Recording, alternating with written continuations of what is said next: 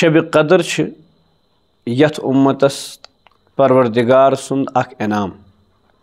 ब्रोहमन उम्मतन आसन वारिया जेश उम्र, मसलन 300, 400, 500, 600 वरी उम्र। सज़ी कथा यमन अत मज इबादत ते वारिया ज़्यादा आसन। सहाबा किराम यम उम्मत खतर रसूल करीम सल्लल्लाहु अलैहि वसल्लम पत सारी खोत बड़ मोहसिन। तिमन गो रशक, तिमो कोर अर्ज़ या रसूलल्लाह सल्लल्लाहु अलैहि वसल्लम सन उम्र 60, 50, 70 वरी, तो अस कत हेको मुकाबल कर तिहंदिस इबादतस। परवरदिगार सं रहमत जोशस मज अल्लाह तबारक व तआला कोर सूरतुल क़द्र नाज़िल, इन्ना अंज़लनाहु फ़ी लैलतिल क़द्र। यह करन फजीलत ति कुरान पाक बयान जी सरात यथ मज अस कुरान पाक नाज़िल कोर। लिहाजा पज़ अख चीज़ अथ मज कुरान पाक परुन। वमा अदराक मा लैलतुल क़द्र, तो क्या पता जी शब कदर क्या। लैलतुल क़द्र खैरुम मिन अल्फ़ि शहर, यस शब कदर यह 1000 रेतों खोत बेहतर। यानी अगर अत मज इबादत करो अमिस अकिस रात अमिस इंसानस अमिस मुसलमानस 1000 रेतन यानी 63 वरी कह रेतन हुंद सवाब मिलान। अगर अमिस ज़िंदगी में 10, 20, 15, 5 शब कदर मिलन अमिस मेल वारिया ज़्यादा सवाब।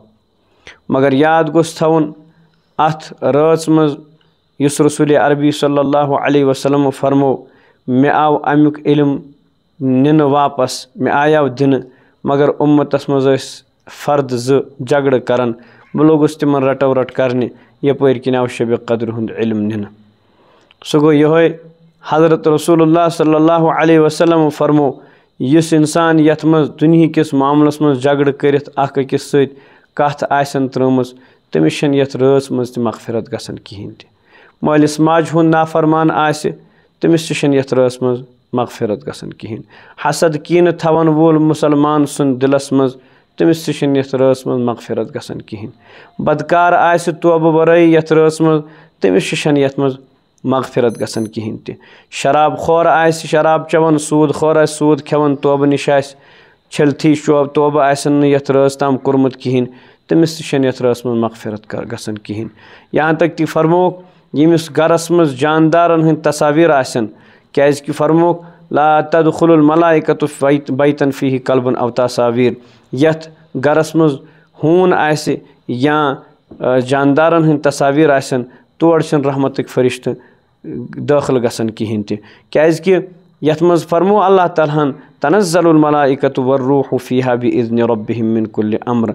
हज़रत जिब्रील अलैहिस्सलाम इकराम खतर बे सास बदी फरिश्त रहमत वाल फरिश्त तमन रचन रचन जायन यमन निश यम जाय नापाक आसन कह, या यमन निश तिम गर यमो मुसीबतों यमो परेशानी निश खाली आसन, तिमन गरन पर रहमतक दुआ करन, कैंचन हजरातन सच मुसाफा त करन, ती न अस समझ किहिन त। लिहाजा ज़रूरत यम कथ यम त सारी गुना अस रकावट परवरदिगारस तो पानस दरमियान बनन। अल्लाह तालस कुन दुआ, अल्लाह ताला दीन यह रात इन ब्रोह अस तिमन गुनहन निश तौबह करनुक तौफीक, और यकीनी तौर अस पजन यम गुनाह सारी त्रावन, और खुसूसन यह रात पज तौबस सत इस्तिग़फ़ारस सत तस्बीह तहलीलात सत दरूद ख़ानी सत कुरान पाक च तिलावत सत नमाजन सत दुआन मज गुजारन। परवरदिगार करिन सन सारी दुआ कबूल,